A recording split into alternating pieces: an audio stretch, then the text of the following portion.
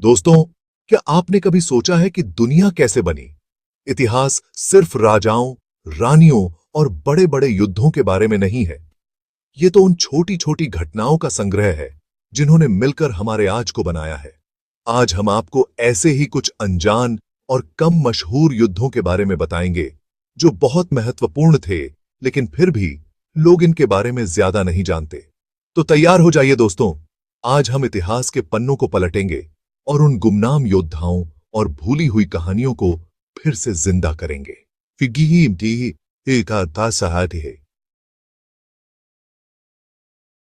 साल था 751 ईस्वी।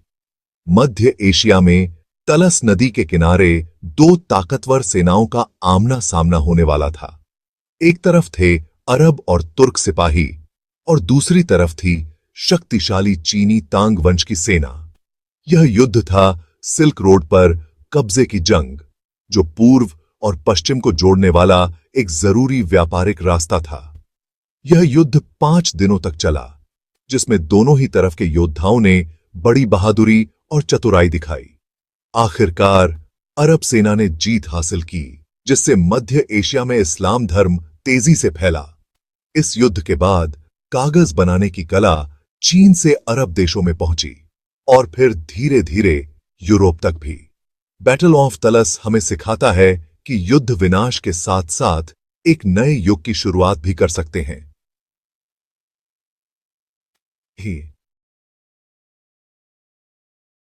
13वीं सदी में फ्रांस और इंग्लैंड के बीच सत्ता की लड़ाई अपने चरम पर थी। 1245 ईस्वी में एडुआर नामक जगह पर एक बहुत बड़ा युद्ध हुआ। इस युद्ध में फ्रांसीसी सेना का नेतृत्व कर रहे थे युवा और महत्वाकांक्षी राजा लुई नौवां, जिन्हें आगे चलकर सेंट लुई के नाम से जाना गया। दूसरी तरफ इंग्लैंड की कमान संभाल रहे थे राजा हेनरी तृतीय। युद्ध के मैदान में दोनों ही सेनाओं ने बड़ी बहादुरी दिखाई, लेकिन फ्रांसीसी सेना की रणनीति और संगठन ने उन्हें बरहत दिलाई। अंत में फ्रांसीसी सेना ने इंग्लैंड को हरा दिया, जिससे फ्रांस एक शक्तिशाली यूरोपीय देश बन गया। बैटल ऑफ एडुआर ने न सिर्फ फ्रांस और इंग्लैंड के बीच ताकत का संतुलन बदल दिया, बल्कि यूरोपीय इतिहास की दिशा भी बदल दी। दक्षिण पूर्व एशिया का इतिहास भी वीरता और शौर्य की कहानियों से भरा हुआ है। 10वीं सदी में वियतनाम के पूर्वी तट पर बसा चंपा साम्राज्य अपनी संपन्नता और वैभव के शिखर पर था, लेकिन उनकी इस खुशहाली पर नजर थी उत्तर में स्थित शक्तिशाली वियतनामी साम्राज्य की।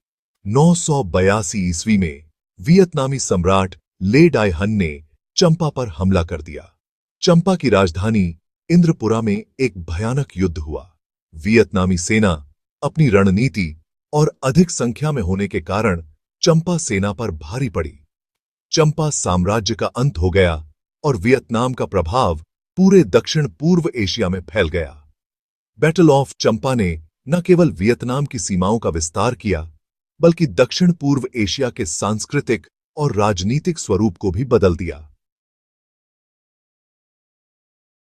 14वीं सदी में इबेरियन प्रायद्वीप, जहां आज स्पेन और पुर्तगाल हैं, धार्मिक संघर्ष का केंद्र बन गया था। एक तरफ थे ईसाई राजा, जो अपनी खोई हुई जमीन वापस पाना चाहते थे। दूसरी तरफ थे मुस्लिम शासक, जिन्होंने सदियों पहले इस क्षेत्र पर कब्जा कर लिया था।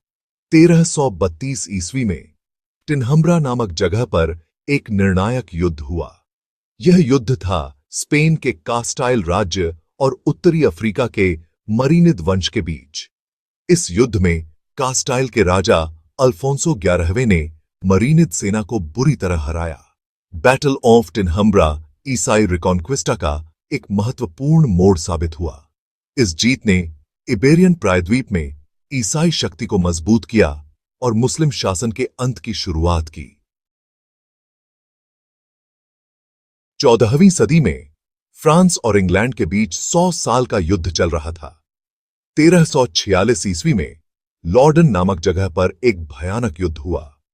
फ्रांसीसी सेना का नेतृत्व कर रहे थे राजा फिलिप छठे, जबकि इंग्लैंड की कमान संभाल रहे थे राजा एडवर्ड तीसरे। युद्ध के मैदान में इंग्लैंड के कुशल धनुर्धारियों ने फ्रांसीसी सेना पर कहर बरपाया। फ्रांसीसी सेना को बहुत बड़ी हार का सामना करना पड़ा और राजा फिलिप छठे को भागना पड़ा। बैटल ऑफ लॉर्डन ने 100 साल के युद्ध में इंग्लैंड को निर्णायक बराहत दिलाई।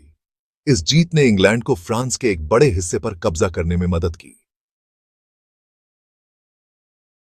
19वीं सदी में इटली छोटे छोटे राज्यों में बांटा हुआ था जो विदेशी ताकतों के कब्जे में थे।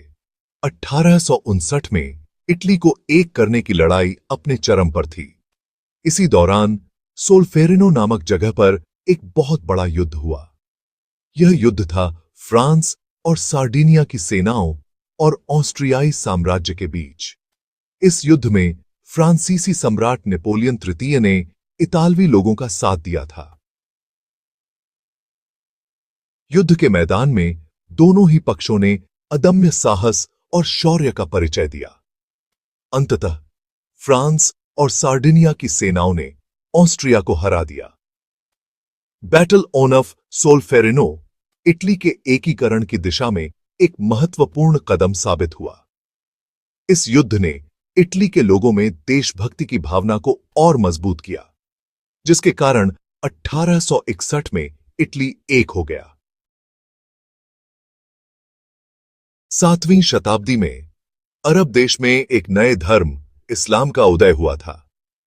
इस्लाम के पैगंबर मोहम्मद अपने अनुयायियों के साथ मक्का शहर से मदीना चले गए थे, जहां उन्होंने एक नए समुदाय की स्थापना की थी। लेकिन मक्का के ताकतवर कुरैश कबीले ने इस्लाम को खत्म करने की ठान ली थी। 624 ईस्वी में बद्र नामक जगह पर मुस्लिम और कुरैश सेनाओं के बीच एक निर्णायक युद्ध हुआ। मुस्लिम सेना संख्या में कम होने के बावजूद अदम्य साहस और दृढ़ विश्वास के साथ लड़ी। इस युद्ध में मुस्लिम सेना ने कुरैश कबीले को हरा दिया। बैटल ऑफ बद्र इस्लाम के इतिहास में एक महत्वपूर्ण मोड़ साबित हुआ। इस जीत ने मुस्लिम समुदाय को नई ताकत दी और इस्लाम का प्रसार हुआ। 18वीं सदी में भारत में मुगल साम्राज्य का पतन हो रहा था। इसी दौरान यूरोप से एक नई ताकत British east India company Bharat में व्यापार करने आई थी। धीरे धीरे कंपनी ने अपनी सेना बढ़ानी शुरू कर दी।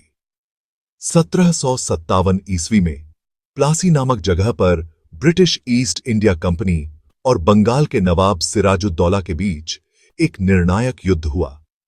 इस युद्ध में ब्रिटिश सेना का नेतृत्व कर रहे थे रॉबर्ट क्लाइव, जबकि नवाब सिराजुद्दौला के साथ उनके सेनापति मीर जाफर ने गद्दारी की। ब्रिटिश सेना ने नवाब सिराजुद्दौला को हरा दिया, जिससे भारत में ब्रिटिश राज की शुरुआत हुई। बैटल ऑफ प्लासी भारतीय इतिहास का एक दुखद अध्याय है। इस युद्ध ने भारत में अंग्रेजों के शासन की शुरुआत की, जिसने भारत को 200 साल तक गुलाम बनाए रखा। 18वीं सदी के मध्य तक मुगल साम्राज्य अपनी पूरी ताकत पर पहुंच चुका था, लेकिन अंदरूनी कलह और कमजोर नेतृत्व ने साम्राज्य को अंदर से खोखला कर दिया था। 1739 ईस्वी में ईरान के शासक नादिर शाह ने भारत पर हमला कर दिया। नादिर शाह की सेना दिल्ली की तरफ बढ़ी, जहां मुगल बादशाह मोहम्मद शाह रंगीला की सेना से उनका सामना हुआ। करनाल के मैदान में एक भयानक युद्ध हुआ। नादिर शाह की सेना अपनी सैन्य कुशलता और तोपों की ताकत के कारण मुगल सेना पर भारी पड़ी। मुगल सेना को हार का सामना करना पड़ा और नादिर शाह ने दिल्ली पर कब्जा कर लिया। बैटल ऑफ करनाल मुगल साम्राज्य के पतन का प्रतीक बन गया। 8वीं सदी की शुरुआत में उत्तरी अफ्रीका के मुस्लिम शासकों ने इबेरियन प्रायद्वीप पर कब्जा कर लिया था, लेकिन ईसाई शासक अपनी जमीन वापस पाने के लिए लड़ते रहे। इस संघर्ष को रिकॉन्क्विस्टा कहा जाता है। 722 ईस्वी में लालाका में निर्णायक युद्ध हुआ। पेलाइयों ने मुस्लिम सेना को हरा दिया। इस जीत ने ईसाई शक्ति को फिर से जिंदा कर दिया। दोस्तों, जैसा कि हमने देखा, इतिहास में कई ऐसे युद्ध हुए हैं जिनके बारे में लोग ज्यादा नहीं जानते, लेकिन उनका प्रभाव बहुत गहरा और दूरगामी रहा है। ये युद्ध अपने समय में बहुत बड़े बदलाव लाने वाले साबित हुए और इनके कारण कई साम्राज्य बने और बिगड़े। इन अज्ञात युद्धों के बारे में जानकर हमें यह समझने में मदद मिलती है कि इतिहास सिर्फ उन्हीं घटनाओं का परिणाम नहीं है जो हमें स्कूल में पढ़ने को मिलती हैं, बल्कि कई ऐसी छोटी छोटी लड़ाइयां भी इतिहास की दिशा बदल देती हैं।